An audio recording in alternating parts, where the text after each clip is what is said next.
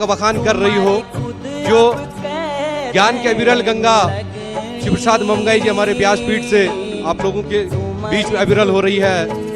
मुझे बड़ी प्रसन्नता हो रही है और ऐसा लग रहा है मानो कि मुरली मनोहर कृष्ण कन्हैया, मुरली मनोहर कृष्ण कन्हैया लस्तर तट पर विराजे हैं। मोर मुकुट कानों में कुंडल, होठों पर मुरली साजे हैं। ऐसे मेरे कृष्ण कन्हैया हैं, ऐसे मेरे कृष्ण कन्हैया हैं।